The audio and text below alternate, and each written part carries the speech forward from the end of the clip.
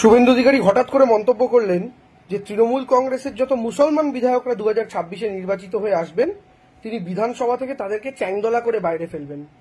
আপনারা একটা জিনিস ক্যালকুলেট করুন, একটা জিনিস চিন্তা ভাবনা করুন, বাংলার সাধারণ নাগরিকদের কাছে আমার অনুরোধ যে 2024-এর লোকসভা নির্বাচনে বিজেপি মুখ থুবড়ে পড়ার পর, সন্দেশখালী থেকে শুরু করে একের পর এক ইস্যুতে তারা এত হাইপ তুলে দেওয়ার পর, এক্সিট পোলে বিজেপি 30টা আসন পেতে পারে এরকম হাওয়া তোলার পর বিজেপি যখন দেখা গেল আগের আসনটাও তারা ধরে রাখতে পারেনি, 18 থেকে 12-তে নেমে এসছে, তৃণমূল 22 থেকে 29-এ চলে গেছে, বিজেপির কাছে আর কোনো অপশন ছিল না, বিজেপির কাছে আর কোনো রাজনৈতিক তাস ছিল না।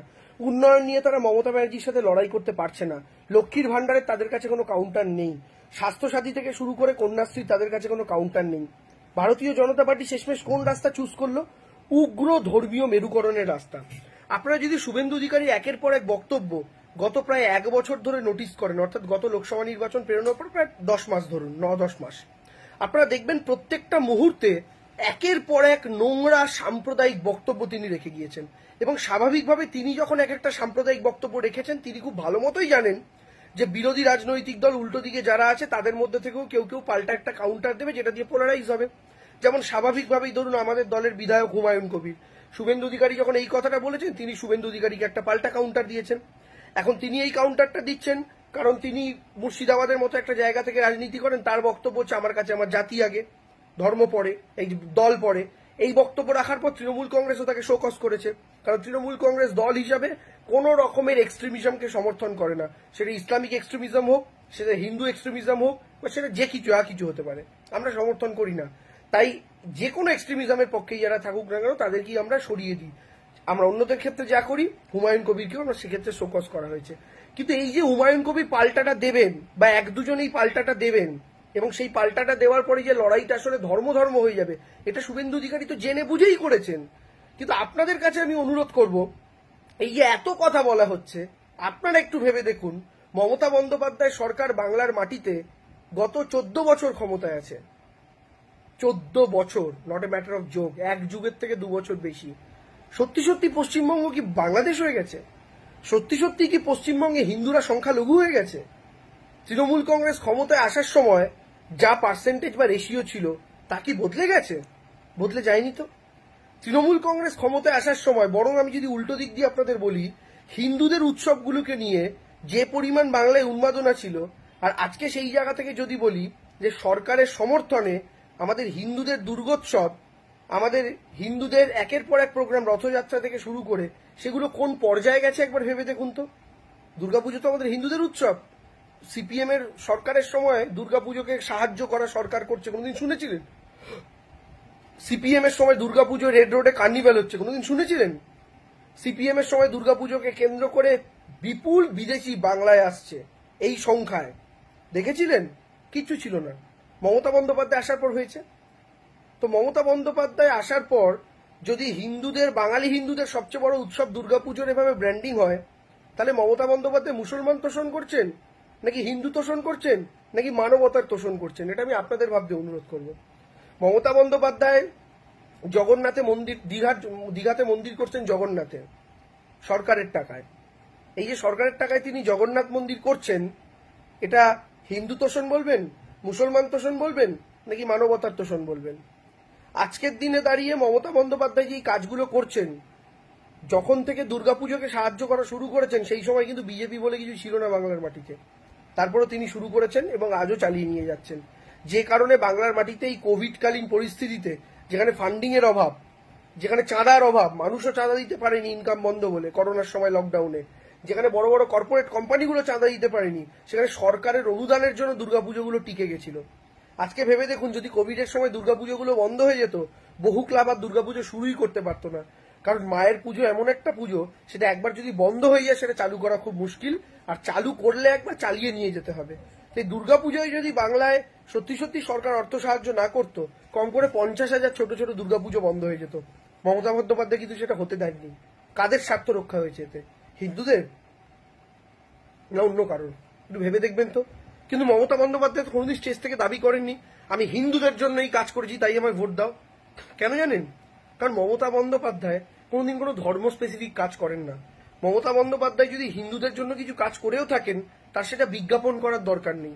কারণ মমতা বন্দ্যোপাধ্যায় জানেন তিনি যে লক্ষ্মীর ভান্ডারটা দেন সেটা যেমন মুসলিম বাড়ির বউটাও পায় তেমন হিন্দু বাড়ির বউটাও পায়। তিনি যে কন্যাশ্রী দেন যেমন হিন্দু বাড়ির মেয়েটা পায় তেমন মুসলিম বাড়ির মেয়েটাও পায়। তিনি যে ফ্রি রেশনটা দেন সেটা হিন্দু বাড়ির লোকটাও পায়, মুসলিম বাড়ির লোকটাও পান। তিনি যে ঝকঝকে রাস্তাটা করেছেন, যে পানীয় জলের ব্যবস্থাটা করেছেন, যে 24 ঘন্টা বিদ্যুৎ দিচ্ছেন, যে স্বাস্থ্যসাথীর কার্ডে আছে গল ব্লাডার স্টোন থেকে শুরু করে হার্ট থেকে শুরু করে হাঁটু থেকে শুরু করে একের পর এক অপারেশন হচ্ছে, সেটা হিন্দুও পায়, সেটা মুসলমানও পায়। আপনাদের ভেবে দেখতে অনুরোধ করবো। এই গেল রে বাংলাদেশ হয়ে গেল, এই যে এই সমস্ত ন্যারেটিভ গুলো ছড়ানো হয়, আপনার অভিজ্ঞতার সঙ্গে কি সেই ন্যারেটিভ মিলছে? মিলছে না। আপনার মাথায় কিভাবে ঢোকানো হচ্ছে এগুলো? টিভির মাধ্যমে, ফেসবুকের মাধ্যমে, সোশ্যাল মিডিয়ার মাধ্যমে। অর্থাৎ আপনার অভিজ্ঞতা সেটা মিলছে না বলে ফেসবুক, সোশ্যাল মিডিয়া, টেলিভিশনের মাধ্যমে একটা ইকোসিস্টেম তৈরি করা হচ্ছে, যেটা আপনার হিন্দুদের মনে মুসলমান, মুসলমানদের মনে হিন্দু সম্পর্কে ঘৃণা ঢুকিয়ে আরো উত্তেজনাকর পরিস্থিতি তৈরি করবে। দয়া করে সাবধান থাকুন। আর আমি শুধু লাস্টে একটা কথা বলবো, একটা জিনিস মাথায় রাখবেন, যখন দাঙ্গা হয় না কোনো এলাকায়, ধরুন আপনি এমন এলাকায় আছেন যেখানে কিছু হিন্দু আছে, কিছু মুসলমান আছে, মিক্স এরিয়া, ধরুন সেখানে কেউ একটা কাঠি করলো, কেউ একটা মন্দিরে গরুর মাংস কিংবা মসজিদে শুয়োরের মাংস ফেলে দিয়ে এলো, আমি দেখতে যাচ্ছি না কে করছে, বা কেউ কোথাও একটা পোস্টার লাগিয়ে দিল, যেমন কদিন আগে মুর্শিদাবাদে হয়েছিল, যে মোবাইলের মাধ্যমে ড্যাশবোর্ড, এই বিলবোর্ডে চেঞ্জ করে দিয়ে দাঙ্গা লাগিয়ে দিয়েছিল। একটা কথা ভেবে দেখুন, যখন দাঙ্গা হয় তখন কি শুভেন্দু অধিকারীর মতো লোকেদের বাড়ি পড়ে? যখন দাঙ্গা হয় তখন কি অমিত শাহের মতো লোকেদের গায়ে হাত পড়ে? যখন দাঙ্গা হয় তখন কি প্রধানমন্ত্রী আবাস পড়ে? পড়ে না দাদা দিদি। যখন দাঙ্গা হয়, যখন অশান্তি হয়, যখন মানুষ মরে, আমার আপনার মতো সাধারণ ঘরের মানুষ মারা যায়, যখন দাঙ্গায় এ ওর বাড়িতে পাথর মারছে, এ ওর বাড়িতে আগুন জ্বালাচ্ছে, তখন আমার আপনার বাড়ির ছেলে মেয়েদের দিয়ে ওই কাজ করানো হয়, মরে আমার আপনার ছেলে মেয়েরা। তাই দয়া করে এদের হিন্দু মুসলমানের পলিটিক্সে পা দেবেন না। শুভেন্দু শেষ মরণ কামড় দিতে চাইছে, কারণ ওরা জানে কোনো মতে 26 জিততে পারবে না। তাই দয়া করে ভারতীয় জনতা পার্টির হিন্দু মুসলমানের রাজনীতি, এবং তারা যে ফেসবুক, সোশ্যাল মিডিয়ায় কোটি কোটি টাকা ঢালছে, যে কারণে আপনি 10টা রিল স্ক্রল করলে 6টা রিল হিন্দু মুসলমানের দেখতে পান, দয়া করে এই জায়গাতে পা দেবেন না। কয়েকদিন আগে একজন বৃদ্ধকে নিয়ে করা হয়েছিল, বৃদ্ধ যদি দোষী হন, আমি তো ভিডিও করেছি আমার মতামত নিয়ে, লাস্টে বলেছি দোষী হতেও পারে, নাও হতে পারে। বৃদ্ধ যদি দোষী হন, তাকে দোষী হিসাবেই দেখুন, তাকে মুসলমান হিসেবে দেখা হচ্ছে কেন বলুন তো? আমাদের যে সঞ্জয় রায় যে ধর্ষণ করলো আরজি করে, তাকে কি হিন্দু হিসেবে আমরা কেউ আইডেন্টিফাই করেছি? দেখুন, একজন হিন্দু রেপ করেছে, অপরাধী তো অপরাধী। একজন বুড়ো বয়স্ক মানুষ, তিনি যদি অপরাধী সত্যি হয়ে থাকেন, ভিডিও করে থাকেন, তাকে অপরাধী হিসাবেই দেখা হোক না। তার ধর্মটা কেন আসছে? সব মুসলমান ট্রেনে ভিডিও করে? আজ অব্দি কোনো হিন্দু কোনো মেয়ের ভিডিও করেনি, করে ফেসে যায়নি? তখন কি তার ধর্ম নিয়ে আলোচনা হয়েছে? না তো। কেন হবে? কেন তার ভাষা নিয়ে, কার কার ধর্ম নিয়ে, তার জাত নিয়ে আলোচনা হবে? আজকে এটা হিন্দু মুসলমান নিয়ে আলোচনা হচ্ছে। যেদিন হিন্দু মুসলমানের রাজনীতি শেষ হয়ে যাবে, সেদিনকে আলোচনাটা কি হবে জানেন? হিন্দুদের মধ্যে আলোচনাটা হবে, দেখো একজন এসসি একজন ব্রাহ্মণের ভিডিও করছে, অথবা দেখো একজন এসটি একজন এসসির ভিডিও করছে। যখন হিন্দু মুসলমানে ভাগ করা এদের কমপ্লিট হয়ে যাবে, আর করতে পারবে না, তখন হিন্দুকে ভাগ করবে, এসসি কে এসটির বিরুদ্ধে বোঝাবে, তাকে এসসি এসটি কে ব্রাহ্মণের বিরুদ্ধে বোঝাবে। তো এদের ভাগাভাগির শেষ নেই। আপনি যে ভাবছেন হিন্দু মুসলমানে ভাগ করে এরা শেষ হবে, এরা হবে না। তাই দয়া করে সাবধানে থাকুন, এদের এই ঘৃণার রাজনীতিকে বর্জন করুন। এবং আপনারা বুদ্ধিমান মানুষ, নিজেরাই কল্পনা করতে পারছেন এই ধর্মের রাজনীতির দিকে বাংলাকে টেনে আনছে কে, কোন রাজনৈতিক দল। দয়া করে ইকোসিস্টেমকে বর্জন করুন। Thank you. नमस्कार बहनों और भाइयों, आप सभी नगर निवासियों को, प्रत्येक अपने चाहने वाले प्रिय ग्राहकों को बर्मन ज्वेलर्स की ओर से हार्दिक शुभकामनाएं।